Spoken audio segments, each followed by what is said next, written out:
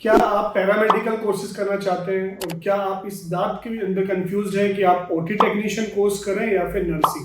तो today we are going to discuss about what is the career profile of a OT technician. जब OT technician का course करते हैं इसका क्या आज के टाइम में प्रोफाइल है, किस तरीके से इसमें फ्यूचर चलता है, किस तरीके से इसके अंदर हमारी लाइफ चलती है और किस तरीके से इसका ग्रोथ प्रोस्पेक्टिव है और किस तरीके से इसका प्रेजेंट है और किस तरीके से फ्यूचर है।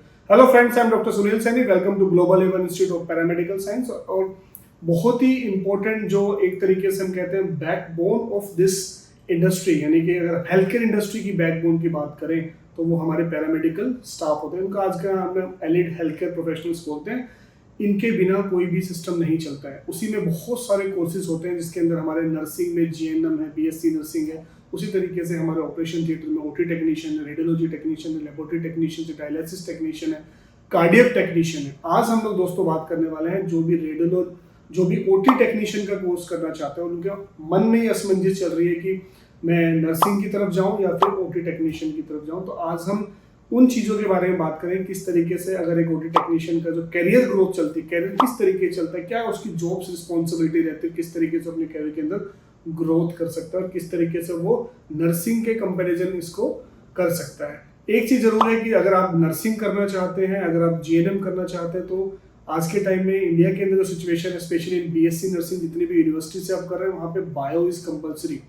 लेकिन ओटी टेक्नीशियन का कोर्स ऐसा है जिसके अंदर आप बिना बायो के, अगर आपने साइंस नहीं ली थी, आपने 12th पे बायो नहीं थी, आपके पास बाकी कोई भी स्ट्रीम है, तब भी आप वोकेशनल कोर्सेज करके यूनिवर्सिटी के थ्रू डिप्लोमा और डिग्री कोर्सेज करके इस कोर्स को ले सकते हैं। यानी कि एक चीज़ तो क्लियर होगी कि अगर आप नर्सिंग करेंगे तो बीएससी नर्सिंग में बायो इज कंपलसरी, लेकिन ओटी टेक्नीशियन कोर्स एक ऐसा कोर्स है जिसके अंदर वोकेशनल कोर्स करके आप डिग्री ले सकते हैं। फिर बहुत सारे ऐसे इंस्टीट्यूट हैं जहाँ पे बिना इसके भी आप डिप्लोमा ले सकते हैं without any, you are from any stream, आप किसी भी स्ट्रीम से। तो क्लियर हो गया। Now coming to very important perspective की जो हमारे ओटी टेक्नीशियन का करियर ग्रोथ होता है वो किस तरीके से होता है। आज के टाइम में आपने देखा होगा जिस तरीके से हमारे कॉर्पोरेट हॉस्पिटल्स बढ़ रहे हैं, जिस तरीके से एवरी स्मॉल हॉस्पिटल, जैसे हम क्लिनिक्स, अगर हम कोई भी छोटे अस्पताल की बात करते हैं तो उसमें आज के टाइम में मिनिमम 30 to 40 बेडेड हॉस्पिटल सारे के सारे हो चुके हैं।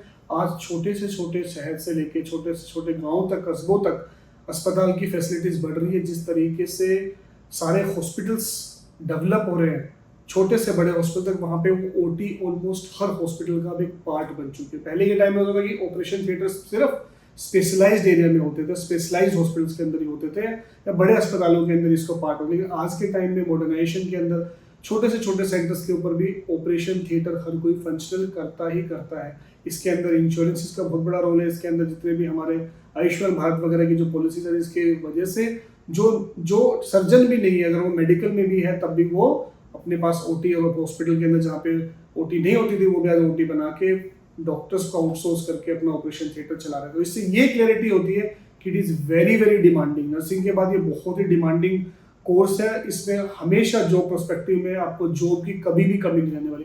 तो छोटे से छोटे बड़े अस्पतालों के अंदर इसकी जॉब रिक्वायरमेंट होती है, और बड़े अस्पतालों के अंदर तो एक ही हॉस्पिटल, जैसे आप अगर किसी कॉर्पोरेट हॉस्पिटल की बात करते हैं तो वहाँ पे 10-20 ऑपरेशन थिएटर्स होते हैं। दिन के अंदर पूरे दिन ऑपरेशन थिएटर चल रहे हैं, जिनमें 24 आवर्स ऑपरेशन थिएटर चल रहे होते हैं।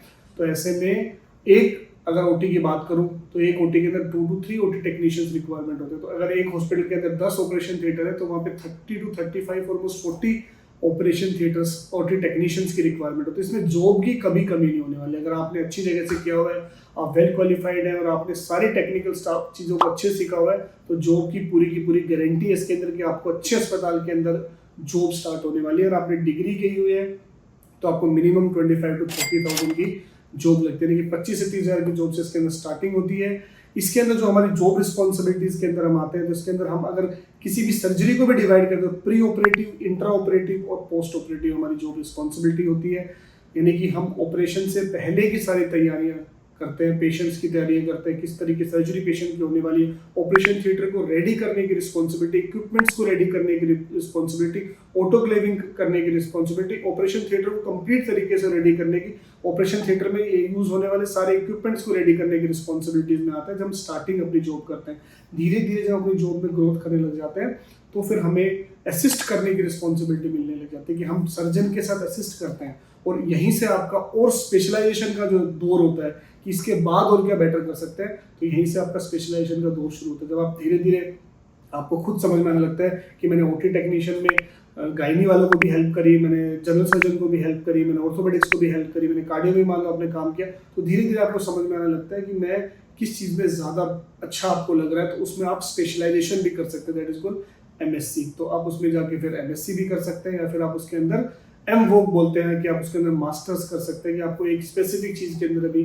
काम कर रहे हैं, तो वो भी कोर्सेज अवेलेबल होते हैं। और उसी तरीके से आप धीरे धीरे चूज कर सकते हैं कि मुझे एक ही फील्ड के अंदर काम करें, मैं ऑर्थो टेक्नीशियन ही बनना चाहता हूँ, मैं ऑर्थोपेडिक्स वाले डॉक्टरों के साथ काम करता हूँ, उसके अंदर आपकी परफेक्शन चाहते हैं कि ऑर्थोपेडिक्स बहुत बड़ी फील्ड है, उसके अंदर आप रिप्लेसमेंट सर्जरीज भी होती है, आर्थोस्कोपिक सर्जरीज भी होती है, फ्रैक्चर फिक्सेशंस भी होता है, स्पाइन सर्जरी भी होती है। इस तरीके कार्डियो टेक्नीशियन की तरफ चले जाते हैं कि वो कार्डियोलॉजी की सारी सर्जरी सीटीवेस कराने लग जाते हैं। ऐसे टेक्नीशियंस भी हैं जो सिर्फ गायनी के अंदर ही काम करें, तो स्पेशलाइजेशन का मौका यहाँ पे मिलता है। तो जैसे आपको नर्सिंग में स्पेशलाइजेशन का मौका मिलता है, आप बेसिक नर्सिंग करने के बाद आप क्रिटिकल केयर में जा सकते हो, आप आईसीयू के अंदर जा सकते हैं, आप नर्सिंग इसमें अपना एडमिनिस्ट्रेशन के अंदर जा सकते हैं, आप स्पेसिफिक पेडिट्रिक नर्सिंग कर सकते हैं। तो उसी तरीके से ओटी टेक्नीशियन के अंदर भी आपको स्पेशलाइजेशन करने का भी मौका मिलता है, और एक स्पेसिफिक ब्रांच की तरफ भी, स्पेसिफिक फील्ड की तरफ भी काम करके अपनी कैरियर की ग्रोथ को और ऊंचाइयों तक ले जा सकते हैं, और इससे आपकी सैलरी की हाइक बहुत जबरदस्त होती है। और जब ये सारे पड़ाव पार करने के बाद आप बन सकते हैं ओटी इंचार्ज भी ऑल्सो, कि एक इस लेवल पे आता है कि जब जहाँ पे कॉर्पोरेट हॉस्पिटल्स के अंदर 10-10, 15-15, 20-20 ऑपरेशन थिएटर चलते हैं, तो वहाँ पे ओटी मैनेजर्स होते हैं, ओटी इंचार्ज होते हैं, जो पूरी की पूरी, एक ओटी का इंचार्ज और एक होता है ओटी मैनेजर, जो पूरी की पूरी ओटीज को मैनेज करता है। उस लेवल तक भी लोग पहुँच के ओटी मैनेजर की जो आज के टाइम में कॉर्पोरेट हॉस्पिटल्स के अंदर सैलरी चल रही है, स्टार्ट फ्रॉम 1.5 लाख से 2 लाख तक की सैलरी भी हमारे ओटी मैनेजर्स ले रहे हैं, जो पूरी की पूरी ओटी को किस तरीके से चलेगी, सारा सिस्टम कैसे चलेगा।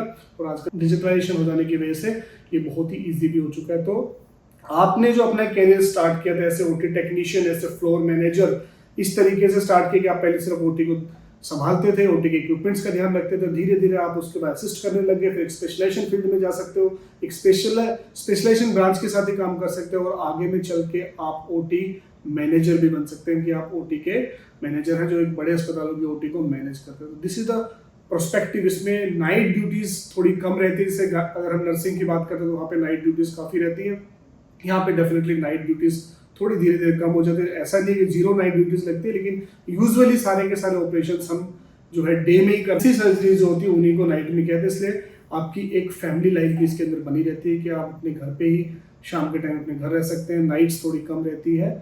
तो ये एक फैमिली का मैटर भी बहुत इंपॉर्टेंट हो जाता है। और इसके अंदर जॉब सैलरी मैंने स्टार्ट की, salary starting from 25 to 30 start होती है, you can go up to 1.5 to 2 when you become a best और ओटी मैनेजर आप बन सकते हैं। तो this is how a OT technician's life goes on.